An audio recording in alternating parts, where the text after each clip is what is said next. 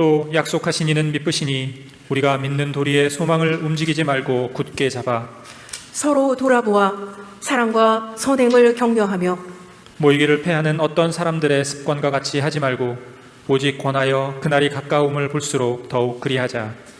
우리가 진리를 아는 지식을 받은 후 짐짓 죄를 범한즉 다시 속죄하는 제사가 없고 오직 무서운 마음으로 심판을 기다리는 것과 대적하는 자를 소멸할 맹렬한 불만 있으리라. 모세의 법을 폐한 자도 두세 증인을 인하여 불쌍히 여김을 받지 못하고 죽었거든. 하물며 하나님 아들을 밟고 자기를 거룩하게 한 언약의 피를 부정한 것으로 여기고 은혜의 성령을 욕되게 하는 자에 당연히 받을 형벌이 얼마나 더 중하겠느냐 너희는 생각하라. 원수 갚는 것이 내게 있으니 내가 갚으리라 하시고 또 다시 주께서 그의 백성을 심판하리라 말씀하신 것을 우리가 아노니 살아계신 하나님의 손에 빠져 들어가는 것이 무서울진저. 다들 잘 지내고 계시죠? 오늘의 말씀의 제목은 고범죄를 범하지 말라, 이런 말씀의 제목이 되겠습니다. 이 제목으로 말씀드리는 네 번째 시간이 되겠습니다. 거룩한 경고 88조 오늘 보실 텐데요. 우리 그동안에 몇 차례 걸쳐서 히브리서 6장 4절에서 6절 또 10장 26절에서 29절 말씀이 단순한 배교에 대한 말씀인가 아니면 고범죄에 대한 말씀인가, 이것에 대해서 그동안에 몇 차례 걸쳐서 보셨습니다. 많은 사람들이 히브리서 6장 4절 이하 또 10장 26절 이하의 말씀을 그냥 이 배교에 대한 경고다 이렇게 해석하는 사람들이 굉장히 많다는 말씀을 들었습니다.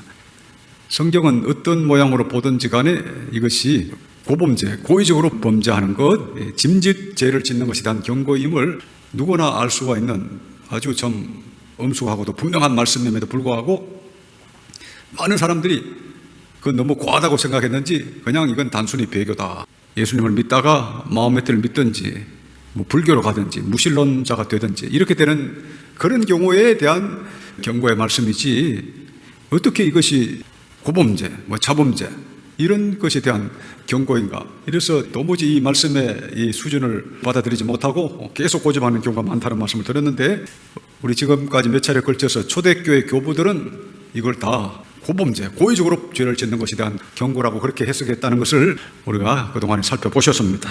오늘은 유명한 청교도 존 번연이 히브리서 10장 26절 이하를 어떻게 설명했는지 우리 같이 한번 오늘 보려고 합니다. 자, 그러면 거룩한 경고 88쪽 이제 보도록 하겠습니다. 5. 청교도 존 번연은 이 구절을 어떻게 해석했는가? 번연도 사람이 회심한 후 다시 고범죄를 짓는 것에 대한 경고로 해석했다. 철로역정에 보면 배도자에 대해 아주 자세히 설명한 부분이 나온다. 크리스천이 해석자의 집에서 즐겁게 환대를 받으며 7가지 광경을 보며 해석자로부터 교훈을 받는데 그중 6번째가 배도한 자에 대한 광경이다. 예, 존 번연의 철로역정 유명한 신앙 서적이죠. 여기에서 이 존 번연이 아주 특별한 사람에 대한 자세한 기록을 남겼습니다. 자, 그 다음 내용을 보도록 하겠습니다. 해석자가 크리스천의 손을 잡고 매우 컴컴한 방 안으로 들어갔다. 그 방 안에는 쇠창살이 달린 감방이 하나 있었고 그 감방 안에 한 남자가 앉아 있었다. 그는 몹시 슬퍼하는 사람처럼 보였다. 팔짱을 낀 채 땅바닥만 바라보며 가슴을 찢을 듯이 깊은 한숨을 내쉬고 있었다. 예, 쇠창살이 달린 감방에 있는 한 남자, 컴컴한 감방 안에 있는 이 남자는 과연 누구인가? 어떤 사람을 경계하기 위해서 존 번연이 이렇게 자세하게 기록했는가? 이제 오늘 이제 내용을 보게 될 겁니다. 자, 그 다음 내용을 보도록 하겠습니다. 이 사람이 왜 이런 모습으로 있는지 크리스천이 물었을 때 해석자는 직접 가서 물어보라고 말해 주었다. 크리스천은 그 남자에게로 다가가서 당신은 누구요? 하고 물어보았다. 그 남자는 예전에 이런 사람이 아니었는데 이제는 그만 이런 꼴이 되었소이다 라고 대답했다. 예, 그 남자는 예전엔 이런 사람이 아니었는데 이제는 그만 이런 꼴이 되었소이다 이렇게 대답했는데 아주 좀 실감나게 지금 묘사를 합니다. 그 다음에 보시면 이 크리스천 남자 이 대화를 이렇게 쭉 소개를 했는데, 크리스천은 유리나 선생님 읽어주시고 그 남자는 우리 김철현 선생님 읽어주세요. 이제 읽겠습니다. 크리스천, 그렇다면 전에는 어떤 사람이었습니까? 그 남자, 전에는 나 자신은 물론 다른 사람들도 모두 인정해주는 아주 훌륭한 신자였지요. 그때 나는 틀림없이 하늘나라에 갈 수 있다고 자신하면서 그리로 갈 생각만 해도 기뻤었지요. 그런데 지금은 도대체 어떻게 된 것입니까? 이제 나는 절망의 인간이 되어버렸습니다. 이 쇠창살 감방 안에 갇혀 난 나갈 수가 없게 되었습니다. 이젠 절대 나갈 수가 없습니다. 그런데 어쩌다가 이 지경이 되었소? 나는 깨어있지 않고 근신하지 않았지요. 세상적 정욕이 내 목을 얽매도록 했지요. 나는 마침내 말씀의 빛과 하나님의 선하심을 거역하여 죄를 지었습니다. 내가 성령을 근심시켰기에 성령이 내게서 떠나가 버렸습니다. 마귀의 유혹에 빠져 마귀가 내게 왔습니다. 내가 하나님을 노엽게 하였으므로 하나님께서는 내게서 떠나가셨습니다. 내 마음이 너무나 굳어졌기 때문에 나는 회개할 수도 없게 되었습니다. 여기 보면 내 마음이 너무나 굳어졌기 때문에 나는 회개할 수도 없게 되었습니다. 아주 존 번연이 아주 정확히 잘 묘사했습니다. 그다음 보시면 이 말을 듣고 나서 크리스천은 해석자에게 이와 같은 사람은 이제는 전혀 희망이 없습니까? 하고 물었다. 그러자 해석자는 그에게 직접 물어보시죠 라고 대답했다. 자, 그 다음 또 보겠습니다. 절망의 감방 속에서 벗어날 수 있는 희망은 없습니까? 없습니다. 전혀 없어요. 왜요? 찬송받으실 하나님의 아들은 매우 자비하시지 않습니까? 나는 나 자신의 정욕을 위해 그를 십자가에 다시 한번 못 박은 죄인입니다. 나는 그분을 멸시했고 그분의 의마저도 멸시했습니다. 또한 그분의 피를 부정한 것으로 여겼고 은혜의 성령을 욕되게 했습니다. 그리하여 마침내 나는 모든 언약으로부터 나 자신을 스스로 끊어버린 몸이 되었습니다. 그리하여 지금 내게 남아있는 것은 위협, 무시무시한 위협, 원수된 나를 잡아먹을 것 같은 확실한 심판과 불타는 분노의 무서운 위협만이 있을 뿐입니다. 도대체 어떤 일로 인해서 이런 비참한 꼴이 되었습니까? 이 세상의 정욕과 쾌락과 부귀영화 때문이었습니다. 이런 것들을 향유하면 많은 즐거움을 얻을 수 있을 것이라고 그때는 믿고 있었지요. 그러나 이제는 그 모든 것들이 무시무시한 독충처럼 나를 물어뜯으며 괴롭히고 있습니다. 존 번연이 아주 실감나게 설명했습니다. 어떤 신학 서적보다 아주 피부에 닿게 실감나게 잘 설명을 했죠. 이 사람이 어떤 사람이었습니까? 88쪽에 보시면 그 남자, 전에는 나 자신은 물론 다른 사람들도 모두 인정해주는 아주 훌륭한 신자였죠. 이 사람이 한때는 훌륭한 신자였다는 겁니다. 그리고 또 보시면 그때 나는 틀림없이 하늘나라에 갈 수 있다고 자신하면서 그리로 갈 생각만 해도 기뻤었죠. 그렇죠. 한번 비침을 얻고 하늘의 은사를 맛보고 성령에 참여 안 받고 하나님의 선한 말씀과 내시의 능력을 맛보고 타락한 자들은 이렇게 말씀하셨죠. 힙스 6장 4절에 바로 그 말씀입니다. 하늘의 기쁜 그런 은혜를 나름대로 체험하고 확신도 얻고 기뻐했다는 겁니다. 이런 사람도 나중에 타락하게 되더라는 겁니다. 89쪽에 보시면 두 번째 줄 보시면 내가 성령을 근심시켰기에 성령이 내게서 떠나가 버렸습니다. 그 성령을 근심시켰다는 거죠. 너희는 성령을 근심시키지 말라. 구속의 날까지 너희가 그 안에서 인치심을 받아내라. 이렇게 말씀하셨는데 성령을 거스린 거죠. 그 밑에 또 89쪽 중간에 보시면 그 남자 나는 나 자신의 정욕을 위해 그를 십자가에 다시 한번 못 박은 죄인입니다. 히브리서 6장의 말씀을 지금 존 번연이 인용을 한 거예요. 히브리서 6장. 히브리서 6장을 한번 찾아보세요. 6장 6절을 읽어주세요. 타락한 자들은 다시 새롭게 하여 회개케 할 수 없나니 이는 자기가 하나님의 아들을 다시 십자가에 못 박아 현저히 욕을 부임이라. 여기 이는 자기가 하나님의 아들을 다시 십자가에 못 박아 현재 욕을 보임이라. 예수님을 다시 십자가에 못 박는 행위라고 하는 겁니다. 한번 비침을 얻고 하늘의 은사를 맛보고 성령에 참여 안 받고 하나님의 선한 말씀과 내시의 능력을 맛보고 타락한 자들, 이런 사람은 예수님을 다시 십자가에 못 박는 사람이라는 거 얼마나 무서운 말씀입니까? 우리 하나님의 은혜를 나름대로 받았다 하면서 다시 죄를 짓는 것은 그것은 하나님의 아들을 다시 십자가에 못 박는 것이다. 얼마나 참 중요한 경고입니까? 근데 이걸 많은 사람들이 그냥 배교다 이런 식으로만 자꾸 해석을 하고 자꾸 피하려고 하는 거예요. 범죄하는 것이 얼마나 예수님의 십자가를 욕되게 하는 겁니까? 그 쉬운 말씀에도 불구하고 아예 이 말씀을 이제 받아들이는 사람이 잘 없고 제 평생에 저 개인적으로는 단 한 번도 거의 보는 것 같지가 않습니다. 그만큼 이런 말씀 자체를 싫어합니다. 타락한다는 것이 무엇인가? 여기에 대한 머리에 생각조차 못 갖는 거죠. 죄를 짓는 것을 밥 먹듯이 하기 때문에 한번 타락한 사람이 다시 새롭게 하여 회개하게 할 수 없다는, 이걸 도무지 이해할 수 없기 때문에 이걸 인정을 안 하는 거죠. 그렇죠. 이걸 인정하면 자기 삶이 너무나 이상하기 때문에 인정부터 안 하고 이제 들어가는 겁니다. 지금 이게 오늘날 기독교회의 현실이라 할 수 있습니다. 그러나 존 번연은 이렇게 잘 설명했잖아요. 초등학교도 제대로 못 나온 땜쟁이 출신 존 번연이 얼마나 참 영적으로는 박사 중에 박사입니까? 그 다음에 또 보시면 나는 그분을 멸시했고 그분의 의마저도 멸시했습니다. 또한 그분의 피를 부정한 것을 여겼고 은혜의 성령을 욕되게 했습니다. 히브리서 10장 28절 29절도 또 인용을 한 겁니다. 자, 히브리서 10장을 한번 보겠습니다. 10장 28절 29절 봉독하시겠습니다. 모세의 법을 폐한 자도 두세 증인을 인하여 불쌍히 여김을 받지 못하고 죽었거든.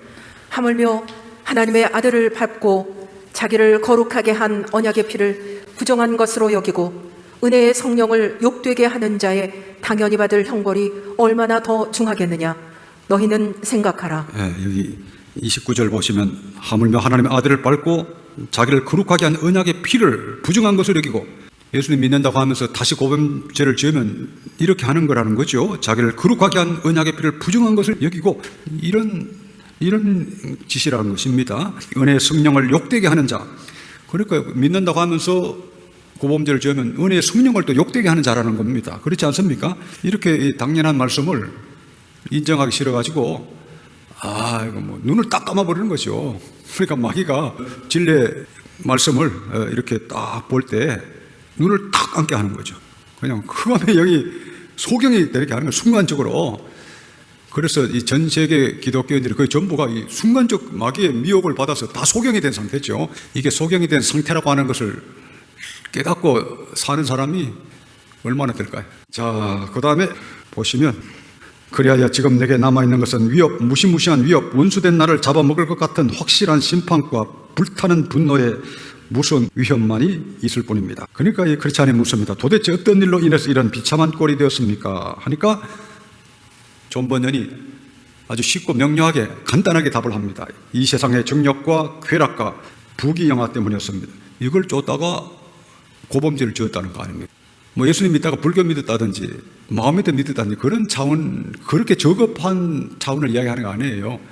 예수님 믿는다 하면서, 입술로는 믿는다 하면서 마음으로 예수님을 배반해서 이상의 정욕과 쾌락과 부귀영화를 쫓는 것, 그게 고범죄라고 하는 거 아닙니까?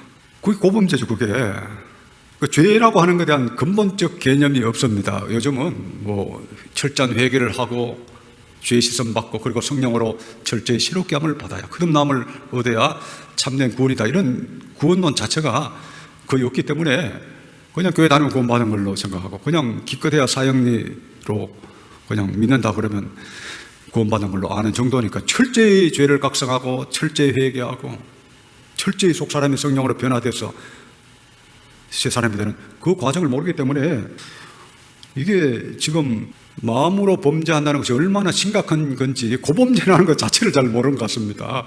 위에 나왔잖아요. 내가 성령을 근심시켰기에 성령이 내게서 떠나가 버렸습니다.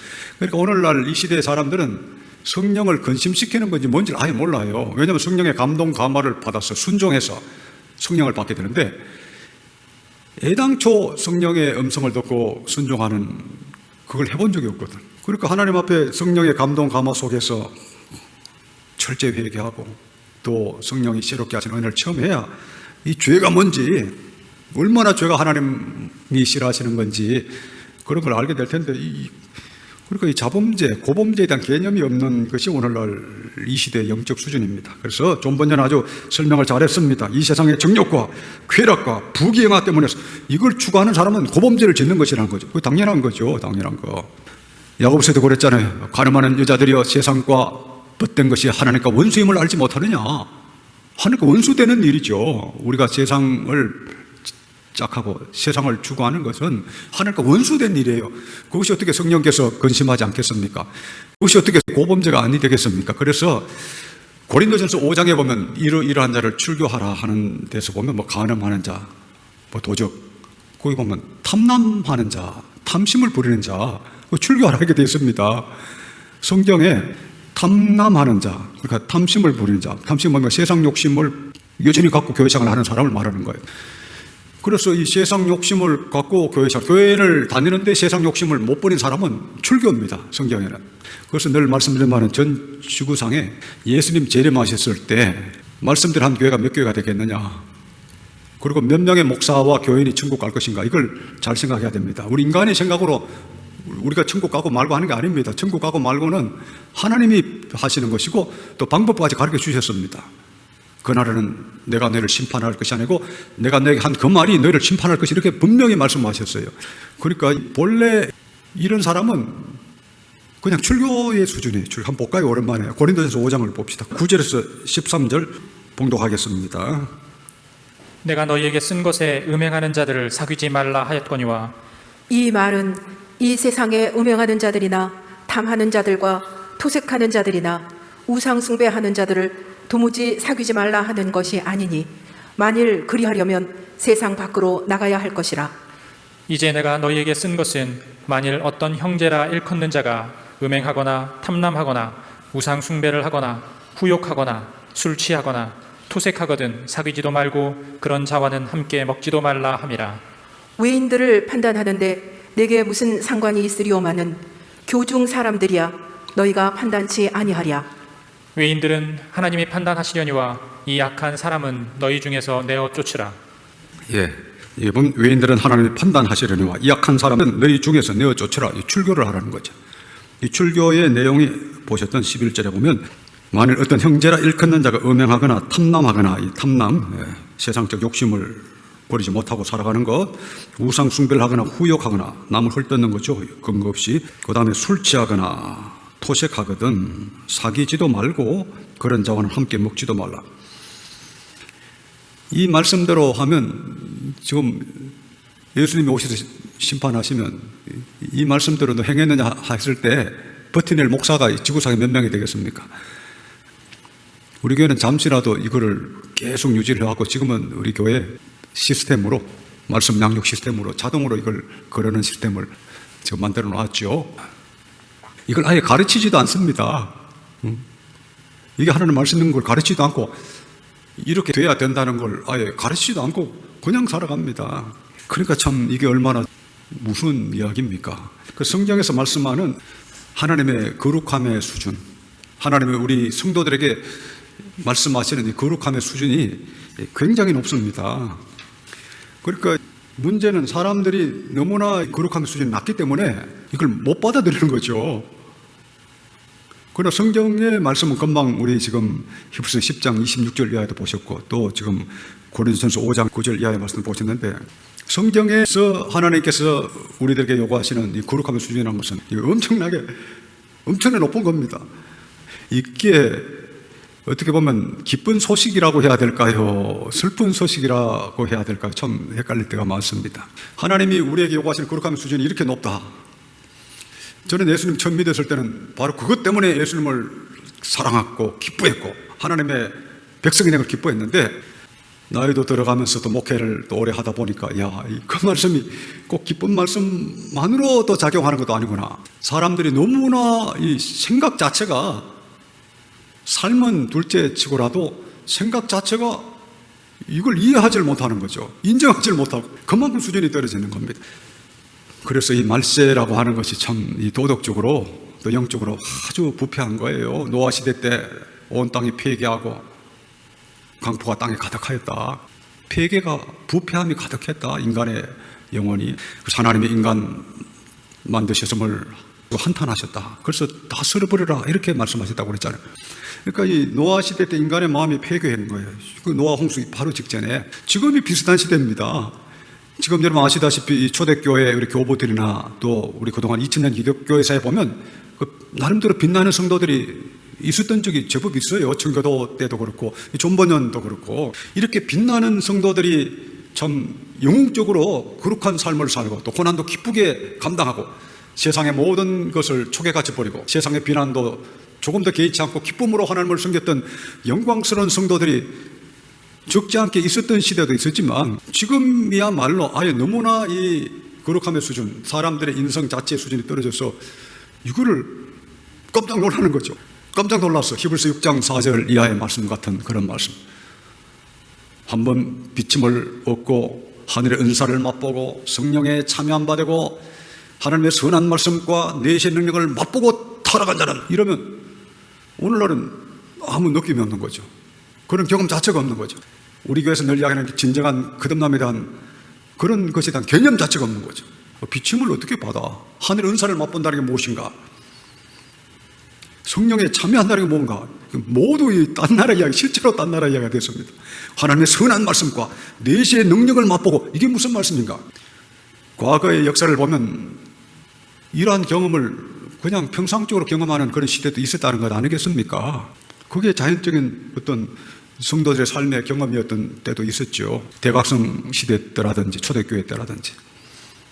히브리서 6장 4절 이하의 말씀이 그 일상적인 일이었던 때가 있었다는 말씀 아니겠습니까? 오늘날은 이와 같은 영적이고 거룩한 신적인 차원의 이야기를 하면 아예 말을 못 알아듣고, 이렇게 하고도 타락한 자들은 다시는 새롭게 하여 회개하게 할 수 없다 했을 때는 이제는 뭐 아예 못 알아듣게 되는 그런 수준까지 왔습니다. 자, 다시 우리 그러면 거룩한 경고 89쪽 밑에서 두 번째 그 남자 요거 다시 한번 읽어주세요. 이 세상의 정욕과 쾌락과 부귀영화 때문이었습니다. 이런 것들을 향유하면 많은 즐거움을 얻을 수 있을 것이라고 그때는 믿고 있었지요. 그러나 이제는 그 모든 것들이 무시무시한 독충처럼 나를 물어뜯으며 괴롭히고 있습니다. 예. 그러나 이제는 그 모든 것들이 무시무시한 독충처럼 나를 물어뜯으며 괴롭히고 있습니다. 그러니까 이 사람은 캄캄한 쇠창살이 달린 깜빵 속에 갇혀가지고 이제 고통하고 있는 겁니다. 여기 88쪽에 보시면 팔짱을 낀 채 땅바닥만 바라보며 가슴을 찢을 듯이 깊은 한숨을 내쉬고 있었다.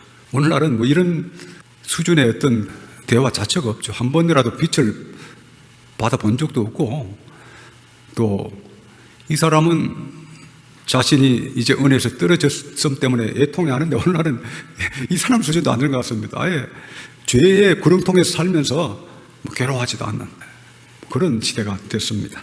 제 말씀을 이제 정리하도록 하겠습니다. 우리 하나님께서 우리 성도들에게 요구하시는 이 수준이 얼마나 높은가, 우리 히브리서 6장 4절 이하, 10장 26절 이하의 말씀을 보면서 우리가 하나님의 은혜를 받는다는 것이 얼마나 귀중한 것이고, 또 여기서 떨어진다는 것이 얼마나 비참한 것인가, 이걸 알아야 됩니다. 하나님이 우리에게 허락하시는 구원이라고 하는 것, 이것이 얼마나 거룩한 것이고 귀한 것이고 영광스러운 것인가를 알아야 되는데, 아예 이 구원의 존귀한 그 세계에 들어가지를 못하니까 이 타락한 사람에 대한 이 경고로 느끼지도 못하는 그런 시대가 됐습니다. 우리가 진정 제대로 거듭난 사람이 됐으면 이걸 두려워하게 되는 거죠. 이 세상의 정욕과, 우리 본년의 글처럼 이 세상의 정욕과 쾌락과 부귀영화 때문에 성령을 근심시켰고, 그래서 내가 이렇게 비참한 감옥에 갇혀 있다, 이렇게 느낄 정도로 뭔가 이렇게 이 정도라도 깨닫는 사람 정도라도 되면 그나마 나은 사람인데, 오늘날은 이런 깨달음 자체도 없이 그냥 처음부터 이 세상의 정욕, 쾌락, 부귀영화 이걸 한 번도 떨쳐본 적이 없거든. 오늘날은 기복주의 신자가 얼마나 많습니까? 이런 걸 얻기 위해서 교회 가는 사람 얼마나 많아요. 세상적인 복과 쾌락과 세상적인 어떤 유익, 인간적인 유익, 세상적인 어떤 유익, 세상적인 어떤 이득, 그것 때문에 교회 가는 사람들이 오늘날 뭐 대부분이죠. 당신은 당신의 옛사람을 십자가에 못 박고 자기를 부인하고 주님을 따르기 위해서 주님을 쫓아갑니까? 그렇게 물으면 이게 무슨 말인지 못 알아듣는 거죠. 한 번도 자기를 부인해 본 적이 없고 옛사람을 십자가에 못 박아 본 적도 없는, 그래서 성령으로 거룩하게 된 경험도 한 번도 해보지 못한 사람들이 오늘 대부분이기 때문에 이게 지금 얼마나 이게 참 이런 이 세상의 정욕과 쾌락과 부귀영화 속에 산다는 것이 얼마나 참 비참한 것인가, 그걸 인식조차 못하는 시대가 됐습니다. 그러나 이것이 그냥 방치되면 고범죄에 해당되는 걸 잘 아시고, 4장의 제목이 있습니다. 4장, 우리 거룩한 경고 4장 제목 그 밑에 있죠. 제목 한번 읽어주세요. 거룩한 삶에 대한 하나님의 경고에 비추어 보면 몇 명이 구원을 얻을 것인가? 4장의 제목이 이것이고 지금 우리가 보신 히브리서 6장 4절 이하 또 10장 26절 이하는 그 중에 하나의 내용입니다. 우리 히브리서 6장 4절 이하의 말씀 또 10장 26절 이하의 말씀에 의하면 지금 말세에 구원받을 수 있는 사람, 천국에 갈 사람 얼마나 될 것인가. 하나님 앞에 고범죄를 지은 사람은 다시는 속지 않은 제사가 없다고 그랬는데 이 말씀에 의하면 지금 이 시대에 정령 예수님이 다시 오시면 천국 갈 사람 얼마나 될까요? 나는 일평생 고범죄를 짓지 않고 살았습니다. 이 사람만이 천국 간다는 말씀 아닙니까? 그렇죠. 나는 일평생 고범죄, 짐짓죄를 짓지 않고 살았습니다. 이렇게 고백할 수 있는 사람만이 천국 간다는 그 아주 당연한 말씀인데 이 말씀에 의거하면 몇 명이 구원받겠습니까? 나는 평생 고범죄를 안 졌습니다. 이런 사람만 천국 간다는 말씀이잖아요. 그렇지 않습니까? 짐짓죄를 지으면 다시는 속지 않은 제사가 없다는 거 오늘 본문을 통해서 보시는데 나는 평생 짐짓죄를 짓지 않았습니다 하고 이렇게 주님 앞에 정말 담대하게 주님의 심판대 앞에 서서 그렇게 말할 수 있는 사람만이 천국 간다는 쉽고도 쉬운 말씀인데 이 말씀 히브리서 10장 26절 이하의 말씀에 의하면 지금 예수님이 오셔서 우리를 심판대 앞에 세우시고 주님이 심판하실 때 주의 말씀으로 심판하실 때 지금 몇 명이 지금 천국에 들어갈 것인가 이걸 한번 생각해 보시길 바랍니다. 그래서 오늘 저녁에 아주 좀 중요한 말씀 보셨습니다. 우리 감사하게 성도 여러분들은 늘 성령을 의지하고 고범죄를 목숨을 다해서 피하여서 우리 주님께서 다시 오셨을 때 주의 심판대 앞에 설 때 칭찬받는 여러분 다 되시기를 축원합니다.